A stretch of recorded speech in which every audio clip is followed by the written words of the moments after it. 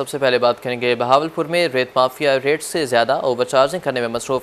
बहावलपुर के रेत के ठेकेदारों के खिलाफ स्पेशल ब्रांच की रिपोर्ट सामने आ गई है। आपको बता रहे हैं शहरियों और ट्रैक्टर ट्राली मालिकान को लूटा जा रहा है। रिपोर्ट का मतलब में बताया गया ठेकेदार रेट से ज़्यादा ओवरचार्जिंग करने में मसरूफ़ हैं। ठेकेदारों ने अपने मफादात के तहफ़्फ़ुज़ के लिए फ़र्जी ट्रैक्टर ट्राली यूनियन बनाई। ट्रैक्टर ट्राली मालिकान को अड्डा फीस और जुर्मानों के अलावा रोज़गार से महरूम करने की धमकियाँ भी दी जा रही हैं। आपको बता दें बहावलपुर में रेत माफिया के खिलाफ स्पेशल ब्रांच की खुफिया रिपोर्ट सामने आ गई है। रिपोर्ट के मतलब में बताया गया कि शहरियों और ट्रैक्टर ट्राली मालिकान को लूटा जा रहा है।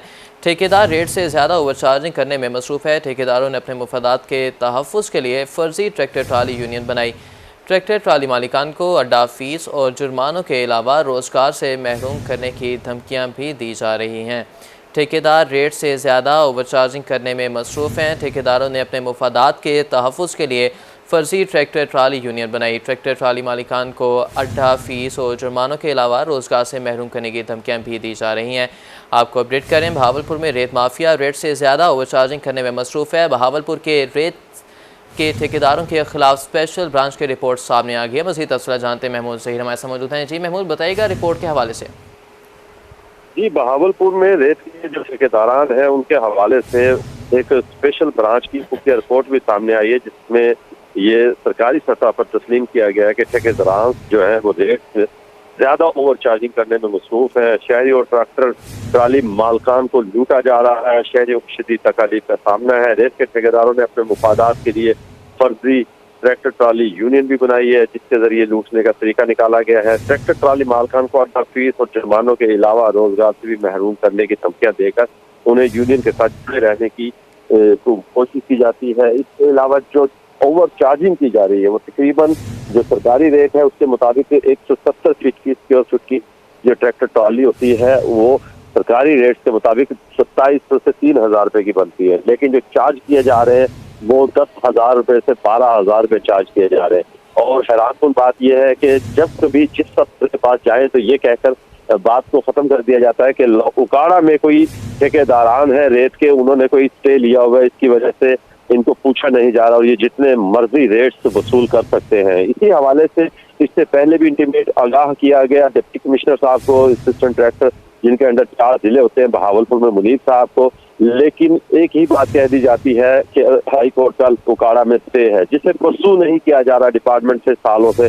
उसके बावजूद पैरामीटर कोई तो पॉलिसी नहीं बनाई जा रही है कि शहरियों, खासतौर पर बहावलपुर के शहरियों को जो लूटा जा रहा है उसके लिए कोई क्राइटेरिया हो, कोई SOP हो या कोई एक लिमिट हो कि इस लिमिट तक वसूली की जा सकती है पैसों की। इस हवाले से आज बहावलपुर के सहाफियों, सिविल सोसाइटियों, वकला, मजहबी तंजीमों ने भी भरपूर किस्म का एहतजाज किया और डिप्टी कमिश्नर ऑफिस का घेराव किया और साथ यही मुतालबा किया कि हम शहरी किसके दर पे जाएं अगर आप लोग नहीं सुनते और एक ये हाई कोर्ट के स्टे का बहाना करके हमारे मामला को खत्म कर देते हैं, तो क्या हमें ठेकेदारान के रहमो करम पे छोड़ दिया गया है कि वो जितना मर्जी चार्ज करें, उस चार्ज के बाद हम लोगों को लूटते रहे, या इसके मुताबिक कोई पैरामीटर बनेगा, SOP बनेगी, कोई पॉलिसी बनेगी जिसके मुताबिक शहरियों से चार्जिंग ली जाएगी रेत के हवाले से, क्योंकि हजारों मकान शहर में बन रहे होते हैं और हजारों ट्रालियों की रोजाना जरूरत पड़ती है और अगर एक ट्राली पे 7 से 8 हजार रुपये ओवर चार्जिंग की जा रही है तो आप खुद अंदाजा लगा सकते हैं कि ये तकरीबन 7 से 8 लाख रुपए तो ओवर चार्जिंग सिर्फ ये मोहतात अंदाजे के मुताबिक बताई जा रही है, जो रोजाना की है। अगर रोजाना 8 लाख रुपए की भी ओवर चार्जिंग लगाई जाए तो आप देख सकते हैं करोड़ों रुपए में महाना ओवर चार्जिंग की जा रही है। तो कौन से अनासिर हैं उनके पीछे जो इनकी पुष्ट बनाई कर रही है, तमाम मामला खुफिया रिपोर्ट में भी बताए भी गए हैं। इसके बावजूद ये रिपोर्ट डिप्टी कमिश्नर साहब पे भी मौजूद है, कमिश्नर बहावलपुर साहिबा के पास भी मौजूद है, मुसर्रत जबीर साहिबा के पास, असिस्टेंट डायरेक्टर मिनरल्स के पास भी मौजूद है, मुनीर साहब के पास, लेकिन SOP या पॉलिसी कोई नहीं बन रही है। सिर्फ ये कह दिया जाता है कि हाईकोर्ट का एक स्टे है जिसको फाइनेंस सेक्रेटरी डिवीजन जो पंजाब है उसको मुअत्तल करते हुए ये कहा गया है कि लोकल गवर्नमेंट जो है इस हवाले से फैसला नहीं कर सकती।